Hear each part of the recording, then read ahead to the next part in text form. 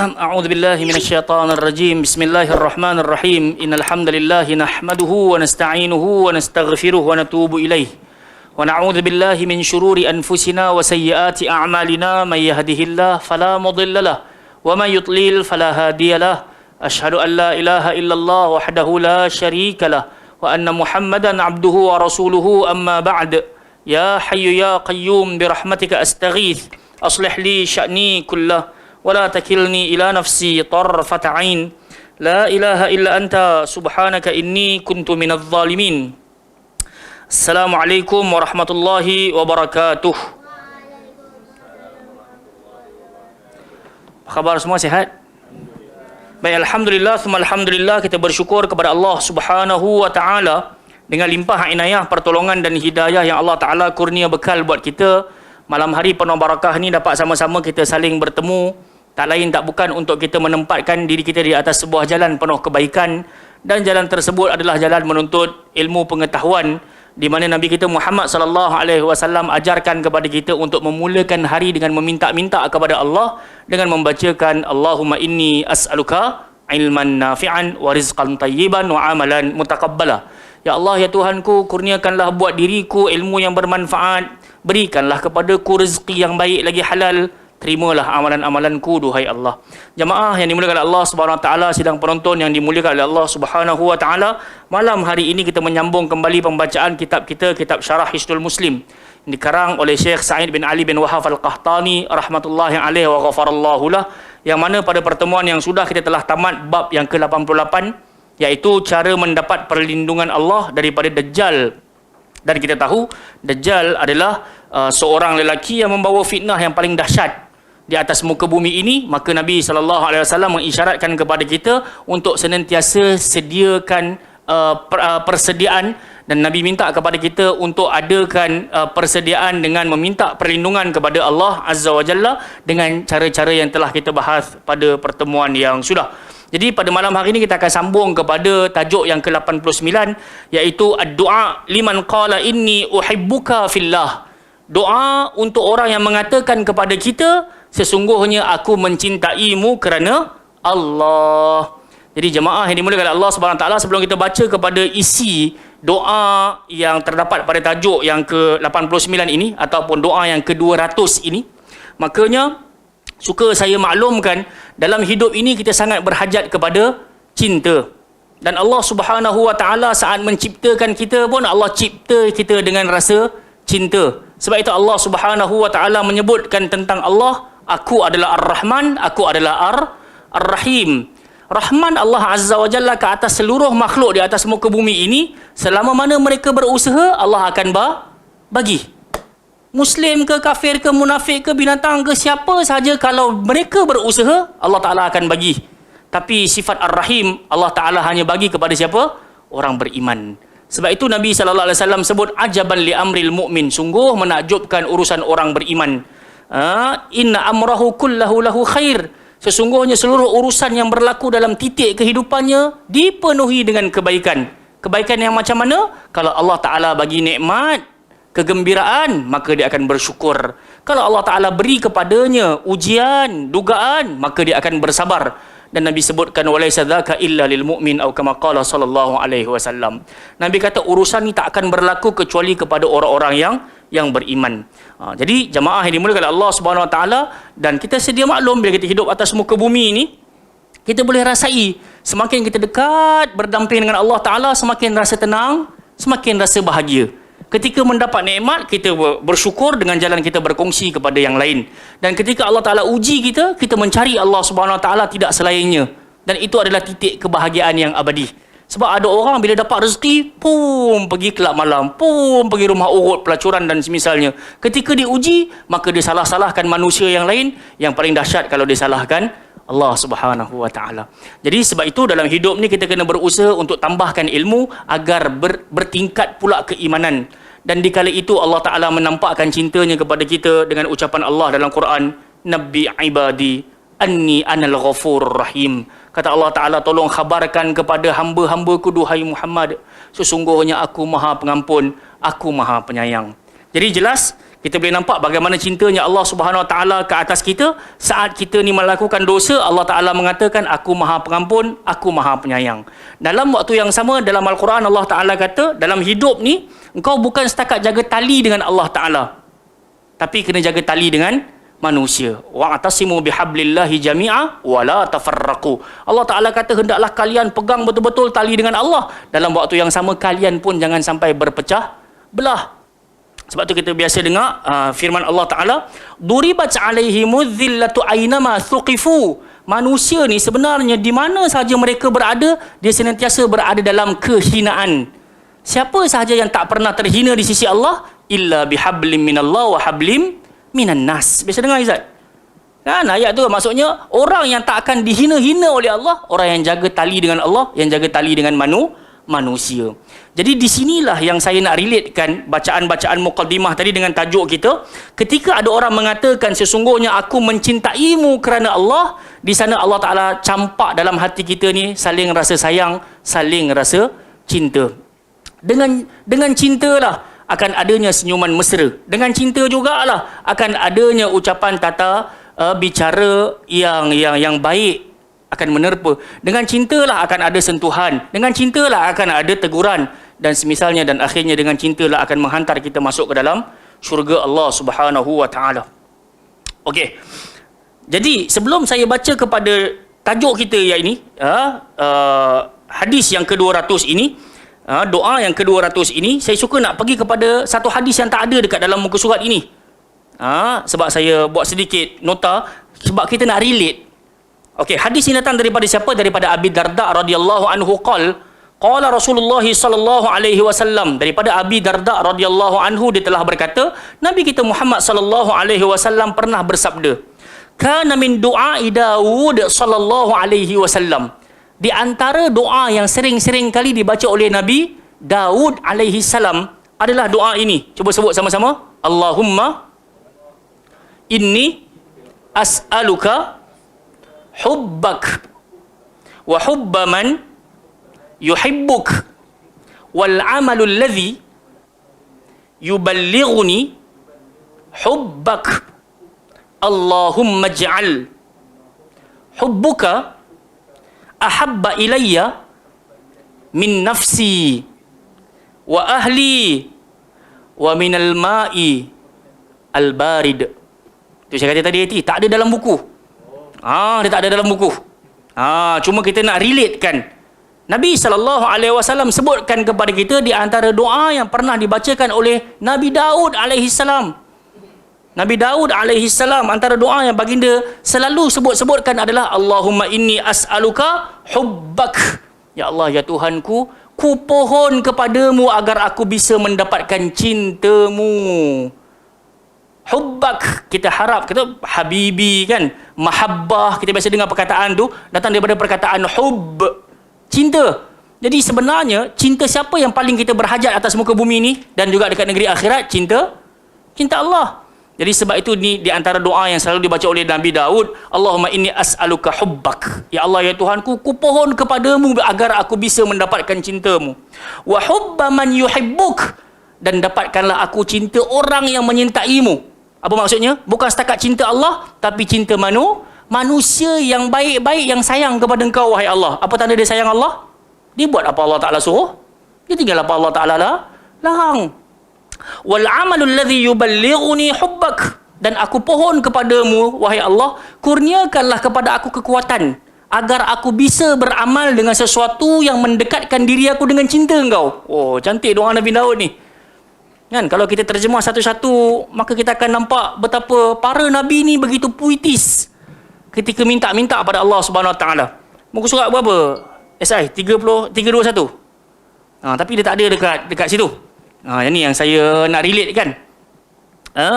Allahumma ja'al hubbuka ahabba ilayya min nafsi wa ahli. Ya Allah, ya Tuhanku, tolonglah jadikan kecintaan engkau tu ada dekat dalam diri aku, yang mana aku lebih berhajat kepada cintamu lebih daripada diri aku dan family aku. Maksudnya kita sayang diri kita, kita sayang family kita, tapi tidaklah lebih daripada sebagaimana kita sayangkan Allah Subhanahu Wa Taala. Ingat tak ketika Nabi jalan dengan Saidina Umar, Nabi tanya, seberapa banyak engkau cinta aku, wahai Umar? Maka Nabi kata, aku sayang kau half, aku sayang diri aku half. Kan? Aku sayang kau sebahagian lagi aku sayang kat diri aku, nafsi. Jadi Nabi kata, la yu'minu ahadukum hatta akuna ahabba ilaihi min walidihi wa walidihi wan nasi ajma'in. Min walidihi wa walidihi wan nasi ajma'in. Di antara kalian takkan pernah dianggap menjadi orang beriman sampai dia mencintai aku lebih daripada dia cinta kepada diri dia, lebih daripada dia cinta kepada mak bapak dia, anak-anak dia dan juga manusia-manusia yang lain. Jadi Sayyidina Umar kata, kalau macam tu aku sayanglah kepada engkau seluruhnya wahai Rasul. Sekarang Nabi kata, al-an tu'min. Sekarang kau telah pun beriman wahai Umar. Nampak tak? So dekat sini yang kita berhajat sangat, cinta kita kepada Allah ni melebihi cinta kita kepada diri kita dan juga family kita. Biasa kalau kita baca Al-Quran, kita akan jumpa firman Allah Ta'ala, ya ayyuhalladzina amanu inna min azwajikum wa auladikum aduwwan lakum fahdharuhum. Allah kata, duhai orang-orang yang beriman, sesungguhnya sebahagian isteri-isteri kalian, sebahagian anak-anak kalian merupakan musuh bagi kalian. Kalian kena berhati-hati dengan mereka. Ini pesanan siapa? Allah. Sebab ada orang sayang isteri tak tutup aurat pun tak apalah, yang penting dia solehah. Anak-anak tak nak semayang pun tak apalah, yang penting dia balik rumah. Khalas. So dia, nampak tak? So dalam waktu yang sama dia tak sedar yang isteri tu dan juga anak-anak tu merupakan musuh. Jadi Allah Ta'ala kata, fahdharuhum, berhati-hatilah dengan mereka. Jangan sampai kalian terduduk, terkalah dengan apa? Rengekkan ataupun rajukkan sang isteri sampai-sampai kalian pun membenarkan yang Allah Ta'ala haramkan, halalkan apa yang Allah haramkan. Dan begitu juga dengan anak-anak. Sebab sebagai anak-anak ni kadang-kadang dia boleh buat sang ayah ni pening kepala, kan? Sang ibu ni boleh pening kepala dengan limit yang tertinggi. Jadi Allah Ta'ala kata, didik daripada kecil. Umur 7 tahun suruh solat. Kalau umur 10 tahun tak nak solat lagi, kena sebat. Okey. Wa minal ma'il barid. Ya Allah, jadikanlah cinta engkau tu melebihi daripada aku berhajat kepada air yang sejuk. Apa maksud dia? Kalau kita berada dalam situasi yang sangat dahaga dan juga pada musim kemarau, maka benda paling nikmat adalah air sejuk lah. Air sejuk, al-ma'ul barid. Jadi, kalaulah satu keadaan kita sampai kepada situasi yang dipanggil gering, maksudnya memang genting, tak boleh dah nak bikin apa, kita berhajat di kala itu hanya Allah Ta'ala sajalah yang boleh tolong. Demi Allah dan Rasul, jamaah sekalian, teman-teman sekalian, kita patut rasa nikmat dan bersyukur duduk di atas nikmat Al-Quran, sunnah, ataupun nikmat Islam, nikmat iman dan juga nikmat sunnah. Betul. Kalau ikut kepada kapasiti diri saya kira bila diuji satu persatu, bermula dengan pekerjaan, bawa kepada diri sendiri, lepas tu kena pula pada kenderaan, lepas tu bawa pula kepada anak-anak baru ni masuk hospital dan semisalnya, kadang-kadang kita rasa longlai dah. Longlai, wallahi. Nak pergi ke mana, ke kanan ke kiri. Tapi Alhamdulillah dengan nikmat Islam, dengan nikmat iman dan juga dengan nikmat as-sunnah, maka kita dapati Allah Ta'ala betul-betul menampakkan kasih sayangnya. Saat kita memerlukan, tiba-tiba ada je yang bertanya, Ustaz okey, sihat ke Ustaz? Macam mana keadaan anak-anak dan kita nampak Alhamdulillah Allah Ta'ala hantar orang-orang yang betul bertanya pada waktu yang betul.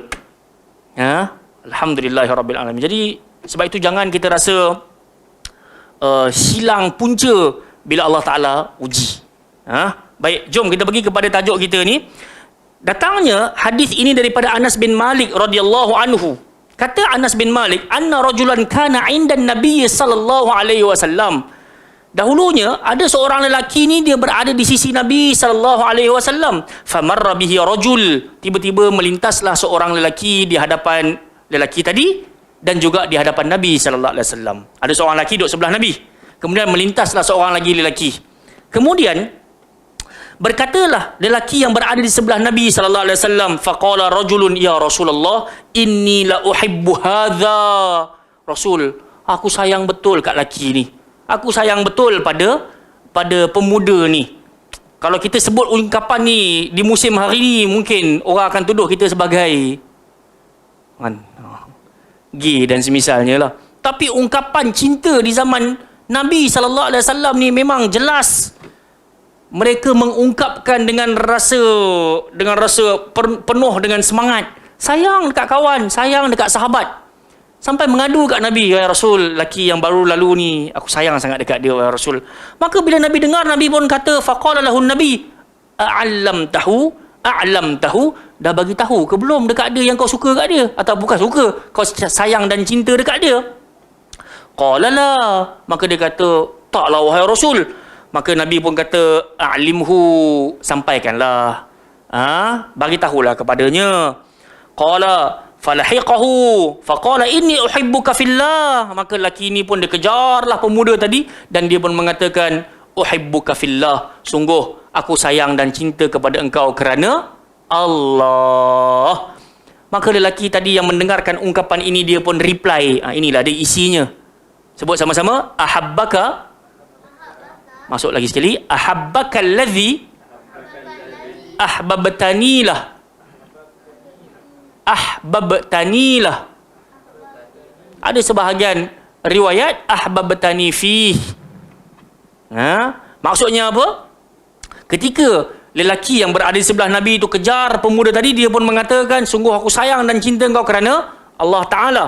Makanya lelaki yang tadi pun dia reply, ahabbaka alladhi ahbabtanilah, semoga Allah juga mencintaimu kerana engkau telah mencintaiku. Hanya kerananya. Allahu Akbar. Ni nikmat kita hidup dalam agama Islam. Sebab kita dalam agama ni adalah agama salim. Saat kita mencurahkan rasa hati kepada teman kita pun dalam keadaan sejahtera. Dia tidaklah syubhat-syubhat yang timbul di akhir zaman. Tak usah sebutlah, nanti kau kena tuduh gay. Nanti kau kena tuduh orang yang suka pada jantina sejenis. Bahaya.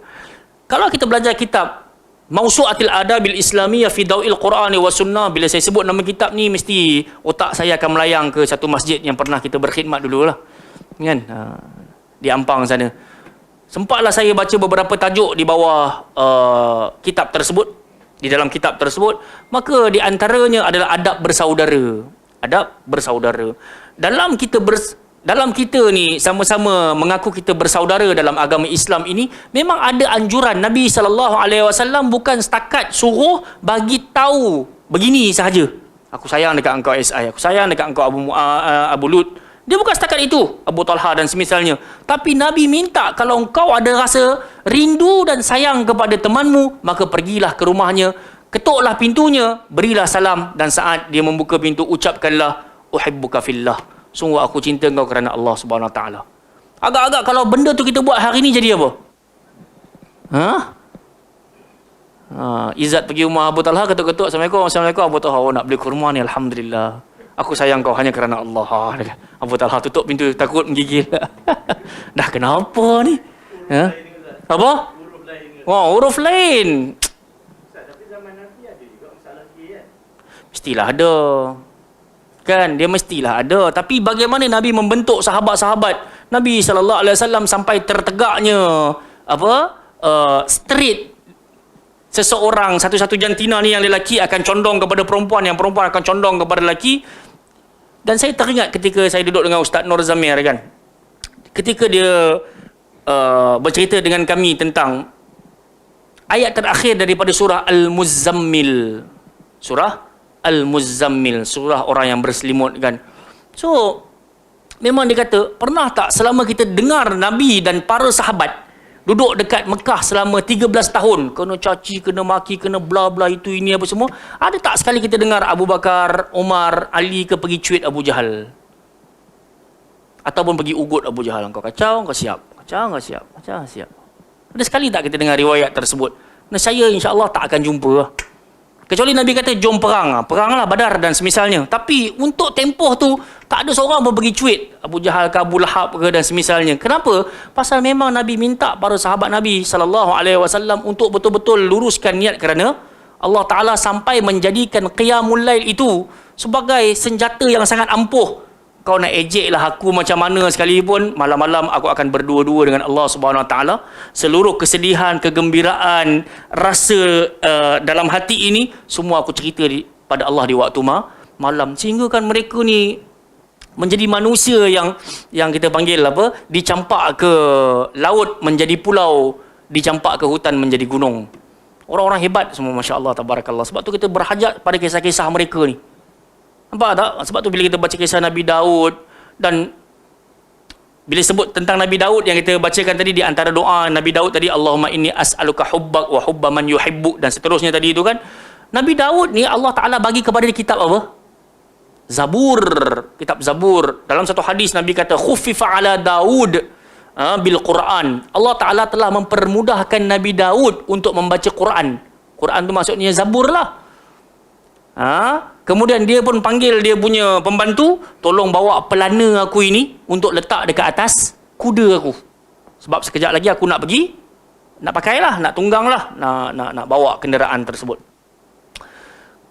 Sebelum sempat, Nabi Muhammad kata, sebelum sempat pelana tadi diletakkan di atas kudanya tadi, kata Nabi Daud, aku dah selesai dah baca Zabur.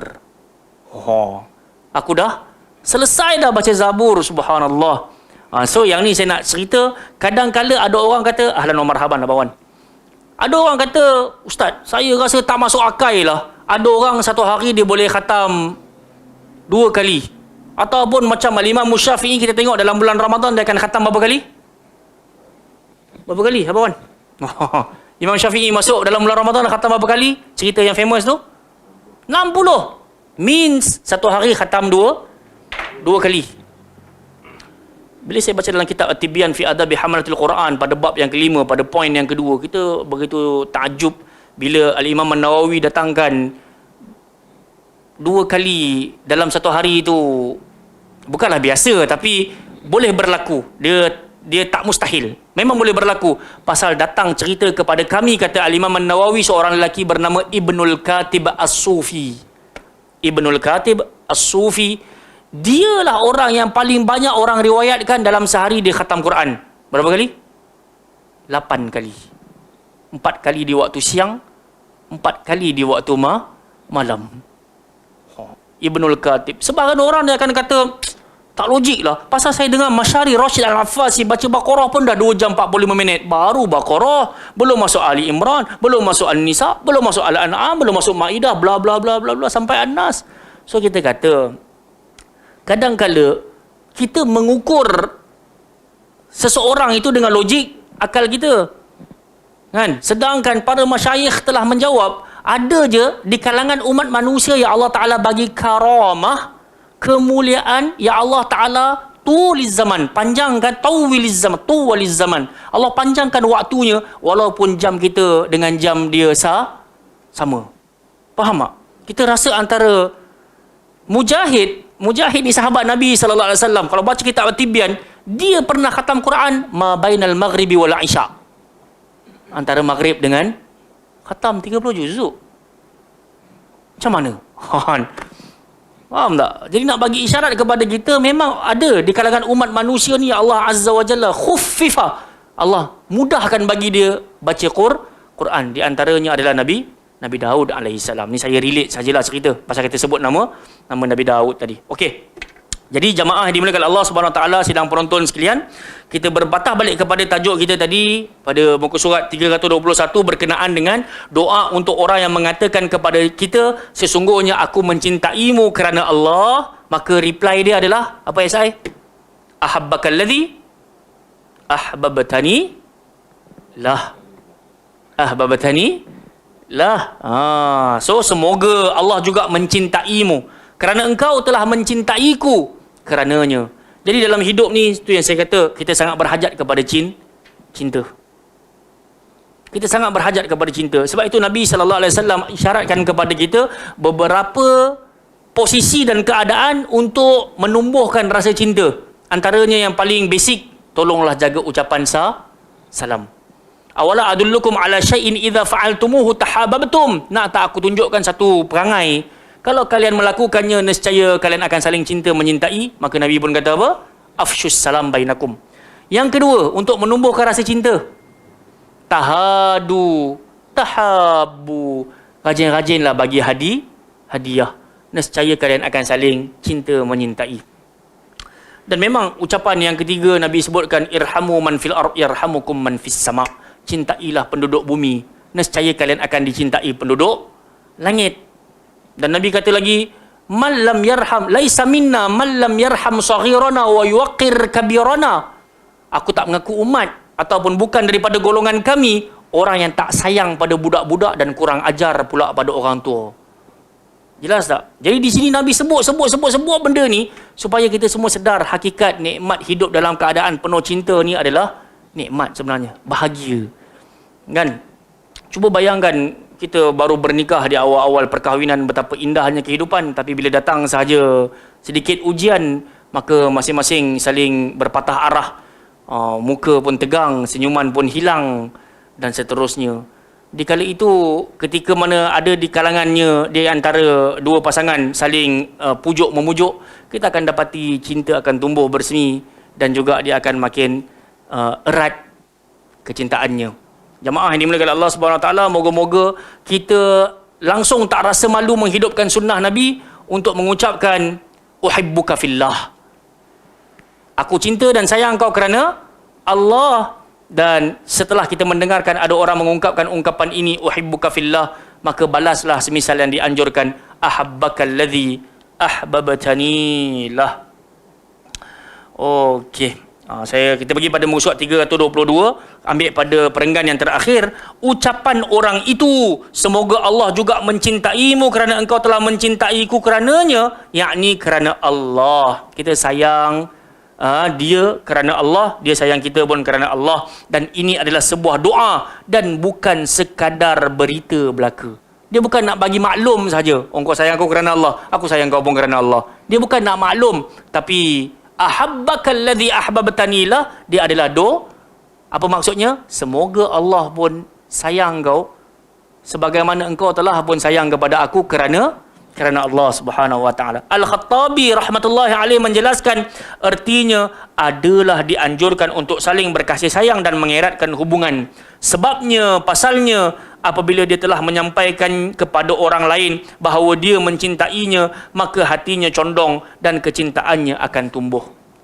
Maksudnya, cinta ni dia bukan hanya sebatas simpanan hati, tapi dia kena luahkan. Dia kena luahkan.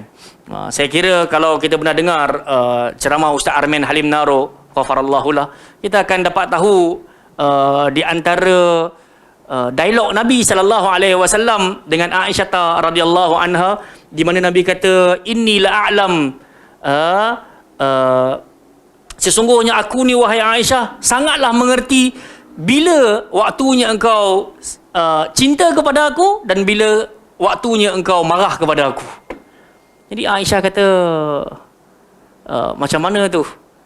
Macam mana tu kau boleh tahu yang aku pada keadaan tu aku sayang kau, aku suka, dan pada keadaan tu aku marah kau? Jadi Nabi kata, sesungguhnya bila engkau sayang kepada aku, engkau akan sebut la wa rabbi Muhammad, tidak demi Tuhan Muhammad. Tapi kalau engkau marah kepada aku, kau akan sebut la wa rabba Ibrahim, tidak tapi demi Tuhan Ibrahim. Jadi daripada hadis ni, penting seorang suami ni, dia bukan setakat jatuh cinta pada tubuh badan, kekayaan, tapi dalam waktu yang sama bila kita sayang isteri kita, kita kena belajar semua seni yang ada pada wanita. Dia punya memek muka tu. Sebab tu ada pepatah kata, bila perempuan kata tak ada apa-apa, sebenarnya memang ada apa-apa. Kan? Awak kenapa? Tak ada apa-apa. Ada something wrong somewhere dah tu. So maksudnya kita dah belajar seni dah. Biasa tak macam ni. Ataupun kalau kita biasanya nak keluar, yang abang nak keluar, nak ke mana, bla bla bla bla, soalannya tiba-tiba hari ni yang abang nak keluar, kita akan kata ada sesuatu telah berlaku. So itu seni dalam rumah tangga, dan SI kena belajar banyak lah, insyaAllah. Sidang penonton, kita doakan semoga dia bertemu dengan bikran wa thayyiban cepat-cepat. Amin ya rabbal alamin. Baik, kita ada 10 minit lagi sebelum kita berhenti, kerana malam hari ni kita berhajat kepada hal luar kawasan dan keadaan. Kita nak masuk kepada satu tajuk yang baru, iaitu doa yang ke-90, zikir ataupun doa yang ke-201. Tajuk yang ke-90, doa yang ke-201, iaitu ad-du'a liman arada 'alaika malahu. Doa untuk orang yang menawarkan hartanya kepada kita. Doa untuk orang yang menawarkan hartanya kepada kita. Jadi saya pendek cerita, hadisnya ini datang daripada Anas ibn Malik radhiyallahu anhu. Qala, qadima Abdurrahman ibn Auf al-Madinah. Telah datang Abdurrahman ibn Auf ke negeri Madinah. Fa akhan Nabi sallallahu alaihi wasallam bainahu wa baina Sa'ad bin Rabi' al-Ansari. Maka Nabi sallallahu alaihi wasallam pun mempersaudarakannya dengan Sa'ad bin Rabi' al-Ansari. Apa maksudnya? Mempersaudarakan, jadikanlah mereka itu sebagai satu keluarga. Wa kana Sa'ad dha ghina, dan Sa'ad bin Rabi' terkenal sebagai orang yang kaya. Sa'ad bin Rabi'. Faqala li Abdurrahman, berkatalah Sa'ad kepada Abdurrahman, uqasimuka mali nisfain wa uzawwijuka. Aku akan membahagikan hartaku ini menjadi dua bahagian. Satunya kuserahkan kepadamu dan aku akan memberi kepada engkau isteri. Apa maksud memberi kepadamu isteri? Aku akan menceraikan salah seorang isteriku dan aku akan beri kepadamu wahai Abdurrahman ibn Auf. Oh, yang ni maksudnya tingkatan iman yang padu lah. Saya kira lah. Tak tahulah iman kita berbeza-beza kan. Kalau dalam wallet kita tu ada duit ungu berkeping-keping, duit hijau pekat berkeping-keping, ada duit oranye, duit merah, duit hijau dan juga duit biru yang berkeping-keping, kadang-kala kita tetap juga menjadi si pengecut yang nak tarik walau sekeping duit ungu tadi. Betul tak? Maksudnya duit 100 tu lah. Rasa takut sangat nak bagi. Tapi Nabi SAW mendidik orang-orang Ansar.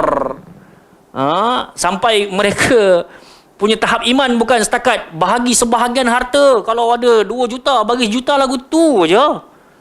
Malah sampai sanggup menceraikan isteri dan memberi kepada muhajirin. Apa kata Abdurrahman bin Auf? Qala barakallahu laka fi ahlika wa malika. Sebut sama-sama. Barakallahu laka fi ahlika wa malika. Kita kena belajar satu keadaan dekat sini, walaupun cerita ni tak habis lagi. Walaupun tak ada member kita tawar lah adik dia sebagai untuk jadi isteri kita ke kan. Kakak dia jadi isteri kita ke.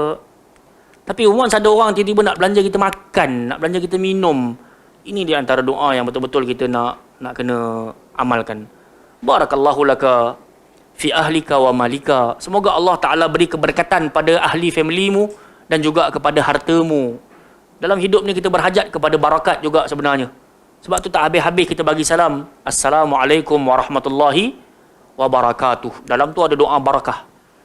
Sebab bila harta yang banyak tapi tak ada nilai barakah, dia akan terasa cepat hangus, cepat habis dan kita rasa ke mana dia pergi. Tapi ada orang yang hartanya sedikit tapi dia rasa keberkatan hidup.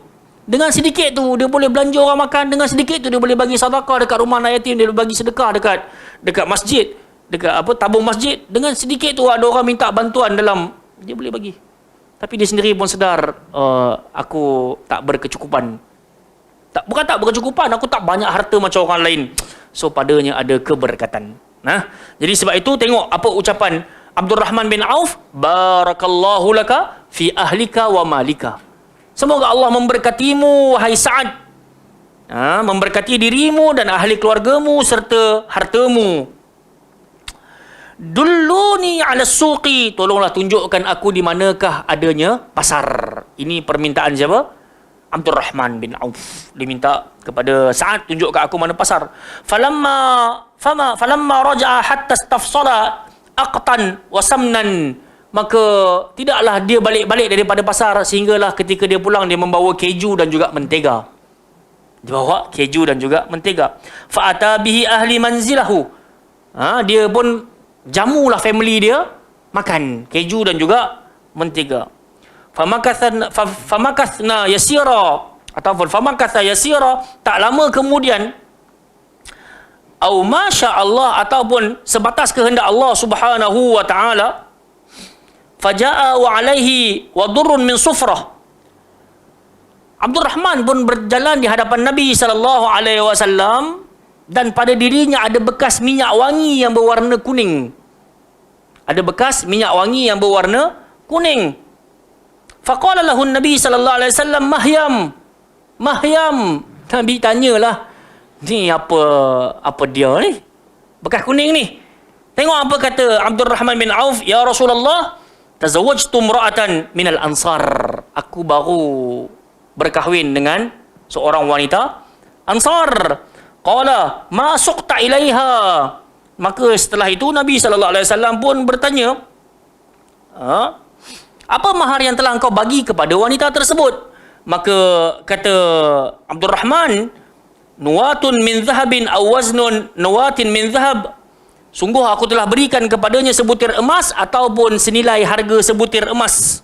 Qala aulim walau bisyah. Nabi kata, buatlah kenduri walaupun hanya dengan seekor kambing. Adakan majlis walaupun dengan seekor kambing. Banyak pelajaran dalam hadis ni. Satu, ucapan baik. Barakallahu laka fi ahlika wa malika.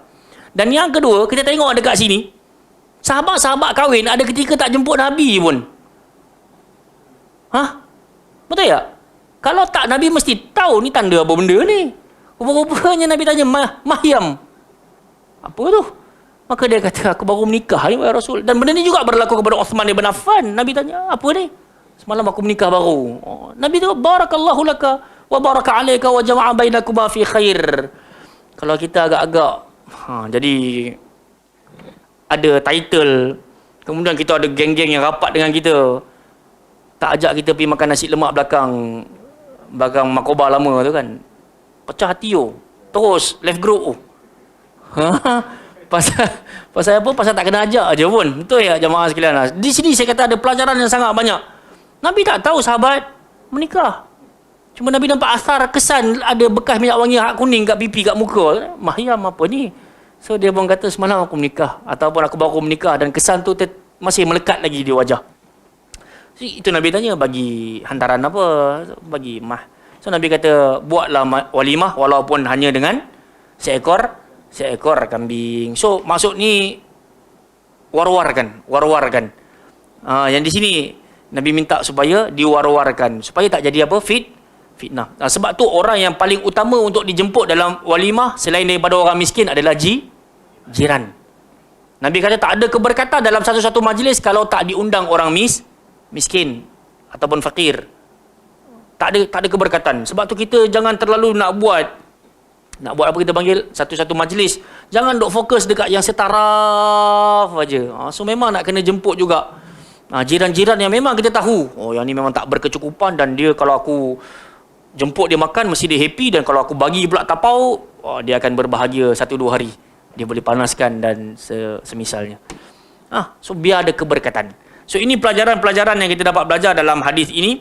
Jadinya main point, kata kuncinya, keyword dekat dalam pelajaran kita pada hari ini adalah lafaz barakallahu laka fi ahlika wa malika, saat ada orang menawarkan hartanya kepada kita. Dan benda ni memang demi Allah dan Rasul dia berlakulah kepada saya dalam 1, 2, 3, 4 hari ni.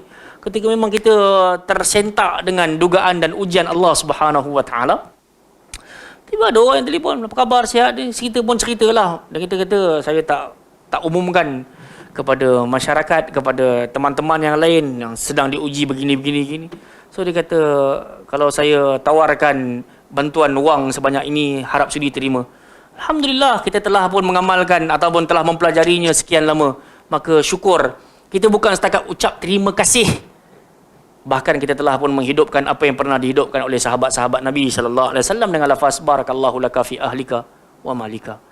Semoga keberkatan buat dirimu, ahli keluargamu, dan juga kepada hartamu. So kalau yang bagi tu perempuan, kita gantilah dengan ki. Barakallahu laki wa fi ahlaki wa fi amwalaki atau wa fi malaki wa fi maliki. Tapi kalau kita rasa nak selamat, kita pakai kum terus lah. Macam kita duk sebut selalu-selalu tu kan. Barakallahu lakum fi ahlikum wa fi amwalikum. Pasal dah pakai jamak dah kan, tak jadi malikum dah, jadi amwalikum. Pasal mal ni dia macam apa kita panggil? Singular, mufrad. So kalau jamak dia jadi amwal, jadi jamak taksir.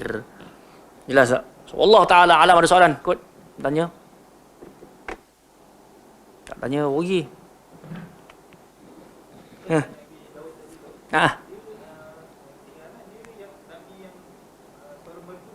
Suara merdu. Sebab itu bila Nabi SAW lalu dekat depan rumah Abu Musa al-Ash'ari di waktu malam, tengah malam, tengah pagi, Nabi break kat situ. Nabi duduk sampai habis semain subuh besok tu. Nabi pun jumpa Abu Musa al-Ash'ari. Nabi kata, sesungguhnya wahai Abu Musa, engkau telah dikurniakan dengan serulingnya Nabi Daud alaihissalam. Terkejut dia. Abu Musa kata, dari mana engkau tahu wahai Rasul? Kerana malam hari tadi aku singgah dan aku dengar bacaan kau dengan bacaan yang begitu baik. So kata Abu Musa, kalau aku tahulah kau berada dekat depan rumah aku, nescaya aku akan lebih memperbaguskan bacaan aku.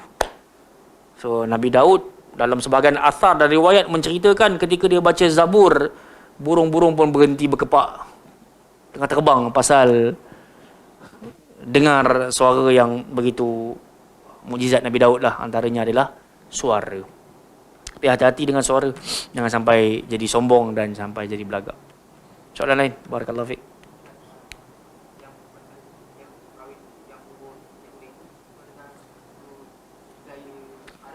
Sahih.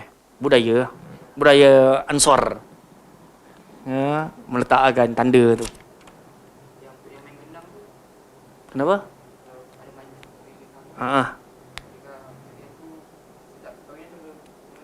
Dia gini, bila orang Ansar menikah, tiba-tiba jemput Nabi SAW datang untuk makan kenduri. Tiba-tiba Nabi nampak dalam majlis Ansar tu sunyi sepi. Nabi kata, ni bukan kebiasaan orang Ansar. Orang Ansar kalau bermajlis dia suka kepada gendang. So Nabi pun kata, panggillah orang-orang untuk bergendang. So dekat situlah yang terbitnya hukum boleh lah kalau alat muzik yang dibenarkan antaranya adalah gendang. Jadi memang ada anjuran kalau dalam majlis, silakan ada sedikit hiburan. Qasidah ke, nak puji Nabi SAW, nak qasidah, nak puji Allah Azza wa Jalla, nak sedikit gendang, silakan. Apa Wan?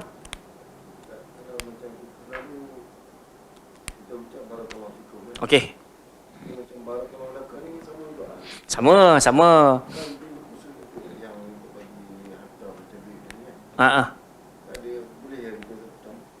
Boleh, tak jadi masalah. Pasal tengok dia bukanlah tidak dia bersifat umum. Sama juga macam tadi tu.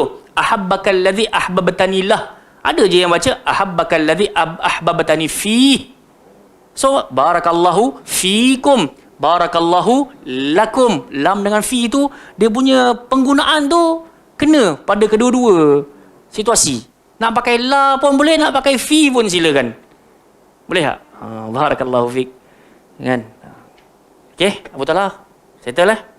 InsyaAllah yang baik datang daripada Allah Azza wa Jalla, yang lemah datang daripada diri saya dalam menyampaikan. So insyaAllah pada pertemuan akan datang kita sambung pada tajuk yang ke-91, doa bagi orang yang melunasi hutangnya. Subhanakallahumma wa bihamdika asyhadu an la ilaha illa anta astaghfiruka wa atubu ilaik. Wa sallallahu ala nabiyyina Muhammad ala alihi washabihi wa baraka wasallam. Assalamualaikum warahmatullahi